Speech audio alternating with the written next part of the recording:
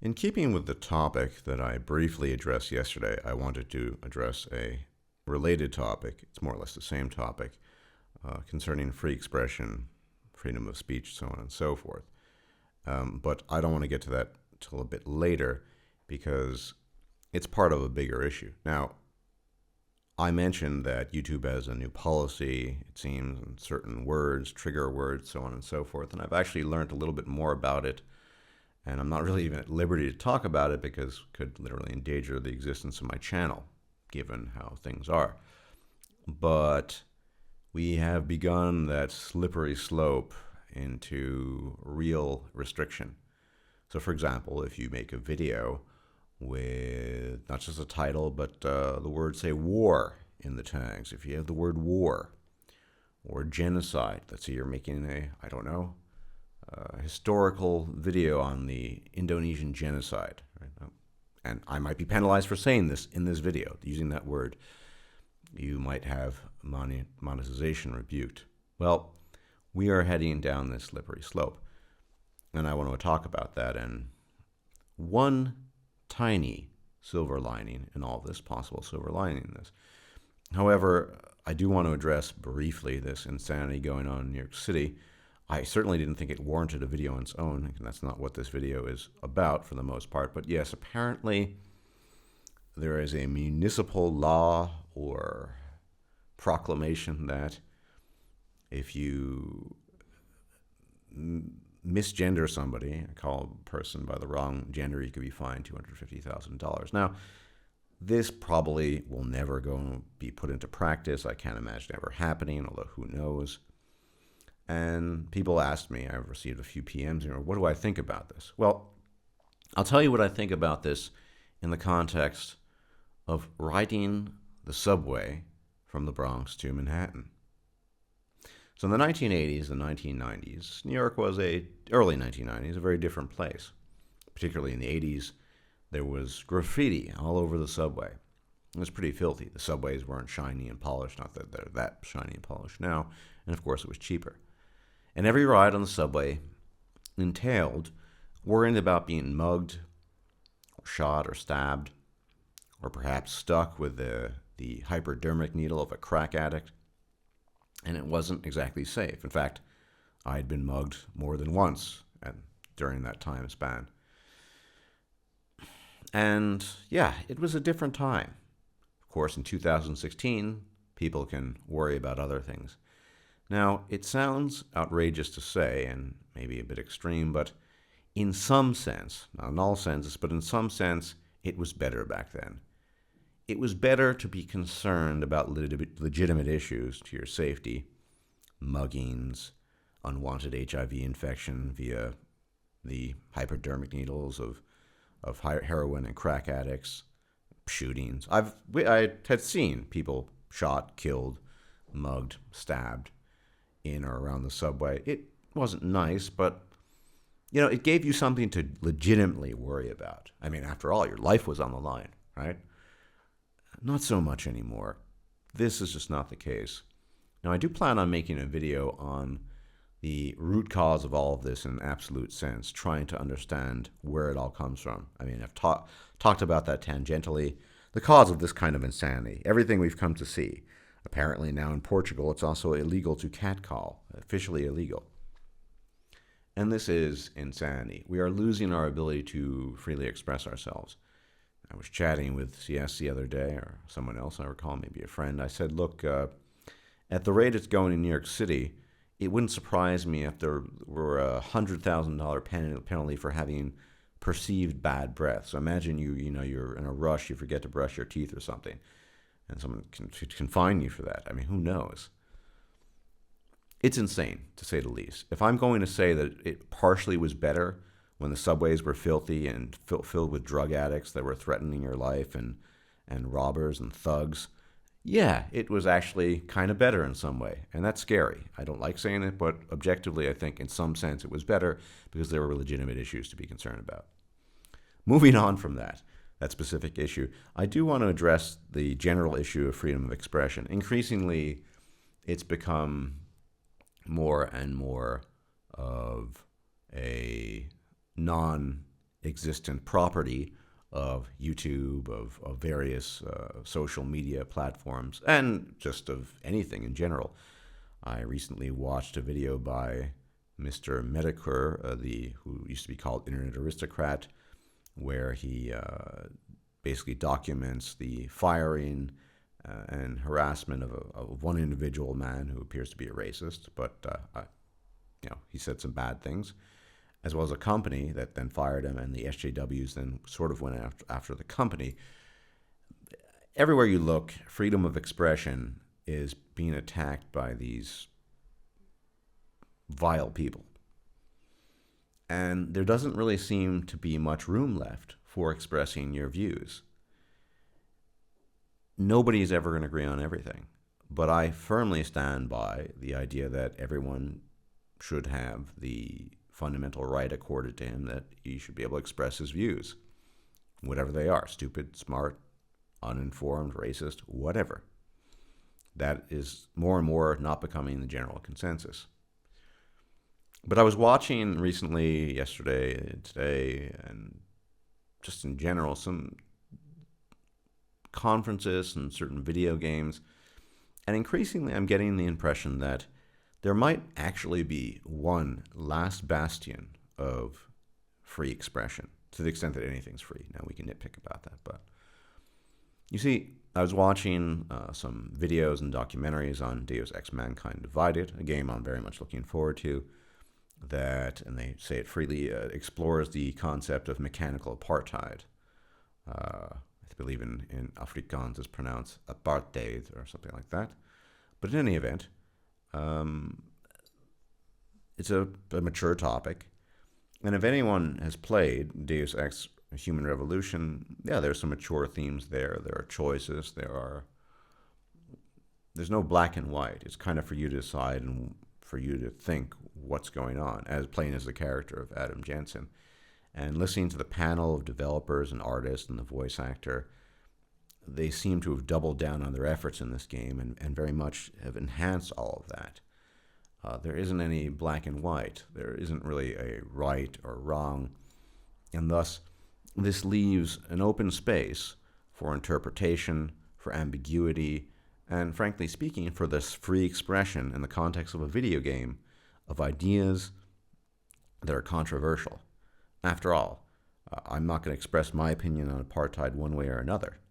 Don't read into that statement. But in real life, you could never have an open discussion about apartheid because every view that didn't go along with the social narrative of apartheid, say in South Africa, just was a bad thing, flat out, would be shot down by social justice warriors and people on the left.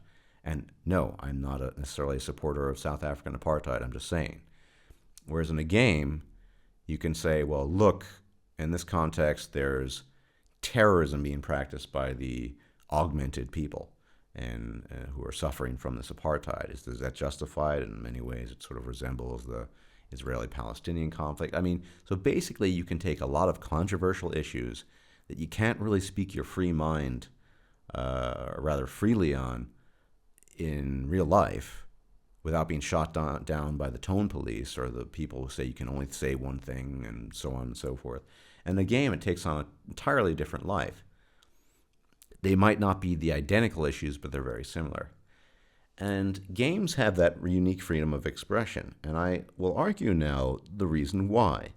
Why do games, rather uniquely, more than any other medium, more than YouTube, more than social media, Facebook, which is ruled by Mark Sugar Mountain and his wife, both who are insanely politically correct, insanely left-wing, and insanely feminist, what is the unique property of the modern video game that allows, at the very least, the possibility of dark, complex, and sometimes unpretty genres such as mechanical apartheid, say in Deus Ex Mankind Divided? Well, it's the money, isn't it? We've seen this in the past. There have been attempts at taking down games, at assaulting games.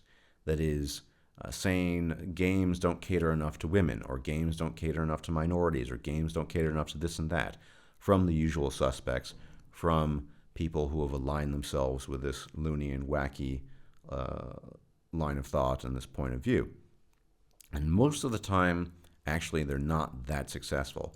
Yes, you could argue that BioWare has gone, wholesale, full throttle into the SJW left-wing direction, but that's because the people who are actually involved in the creation and writing are of that ilk. They are of that sort.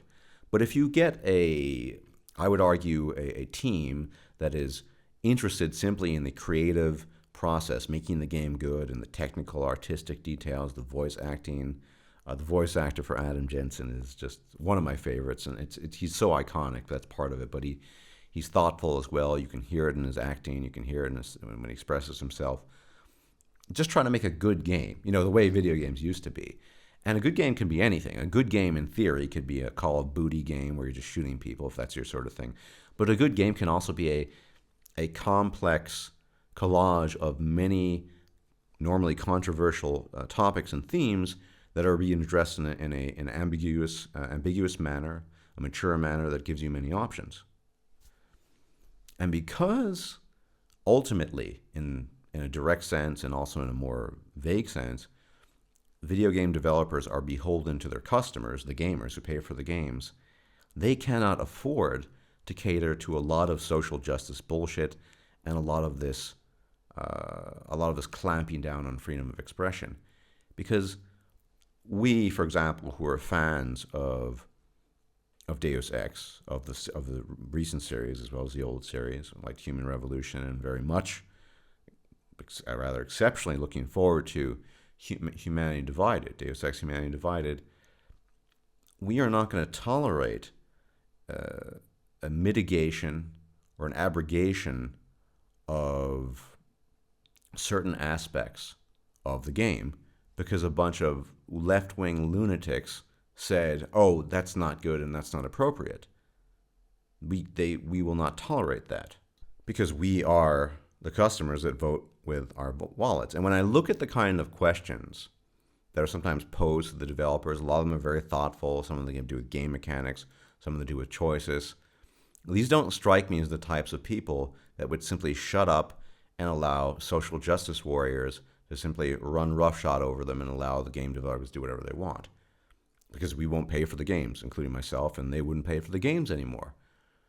If Eidos wants to make a profit and wants pre-orders or people to buy the game, they have to make a compelling game of the sort that they created in Deus Ex Human Revolution. Only even better, which is at least what they're claiming to have done. Because the money is there, and the gaming industry in its totality is worth more money than Hollywood is now. It's huge. It's utterly gigantic. And even when it comes to not so controversial things like just shooters, SJWs are never going to have an incredible voice in this field. It's one of the few, it's essentially the last bastion of free expression. All right, so if you want to create a shooter that happens not to have female characters, yeah, they might bitch a little bit, but if it's hugely popular and people pay a lot of money for it, they're not going to be able to move very much. They're not going to be able to push their agenda onto people.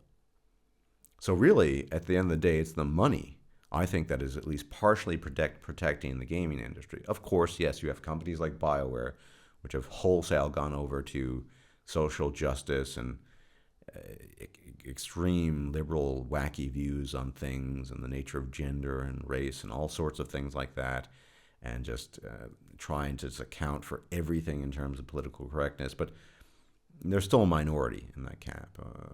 And yes, I'm looking forward to Ubisoft's Tom Clancy's Division, and it seems you can play female characters. That's great. But either way, even if you couldn't, well, if people really enjoy the game and they make millions and millions of dollars off of it, how much is Anita Sarkeesian really going to be able to do? How much is anyone of these social justice warriors really going to be able to do?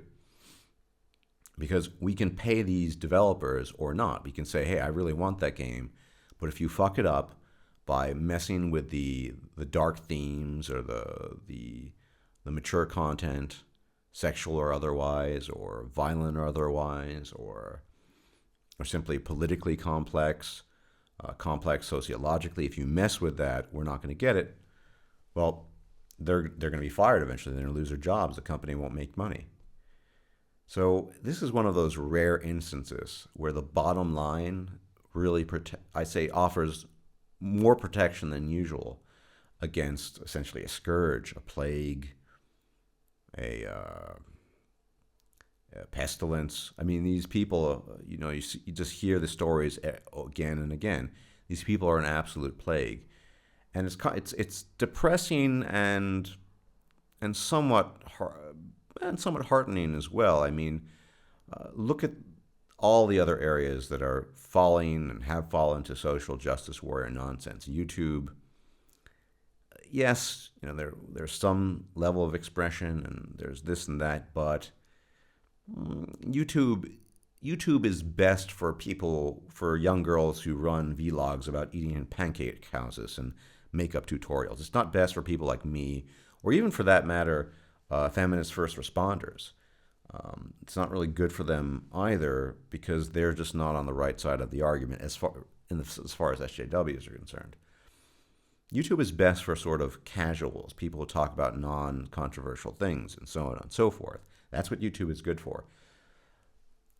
But there's no defense. We're kind of beholden to YouTube. I am to some degree. But with the games, I can say, wait, you're telling me they're going to be including all of this just to appease social justice warriors? I'm not going to get it. I won't play it. That's simple. And this could be the case perpetually, as long as the money is there. And I think gaming will exist for a very long time. Gaming of all sorts. Obviously, a high-quality shooter isn't necessarily of the sort, although apparently Deus Ex Mankind Divided will be very good in that respect as well. But that is the final defense. The last bastion of free expression is the bottom line, is the almighty dollar, or the almighty euro, or the kangaroo dollar, or sterling. The ability for the paying video or computer game customer to say, no, I'm not going to get this if you toe the SJW line. If you say, I'm not going to explore these topics or these controversial issues because someone's going to get upset about it. Slowly but surely, our society, some of the core principles are being ruined, particularly in the United States. What does the First Amendment mean anymore? Now, technically, this idiotic municipal proclamation in New York City violates the First Amendment, but who cares, right? And the problem is these people are willing to use dastardly tools that people of rectitude and sincerity aren't willing to do. They're willing to dox people and willing to bar their speech, things I just wouldn't do on principle, and things that other people wouldn't do on principle. So they're fighting dirty, essentially, and we're not, and we can't if we want to stick to our guns and stick to our principles. It's a horrible situation. But I was thinking about this today and just thinking, well, that is a small, minuscule, perhaps, silver lining on these darkened clouds that we are surrounded with at this current day and age. So the fact that the video game industry can remain resistant to this insanity because there's so much money involved, and they would have to be insane to alienate their customers completely. And perhaps Kickstarter projects can add to this too.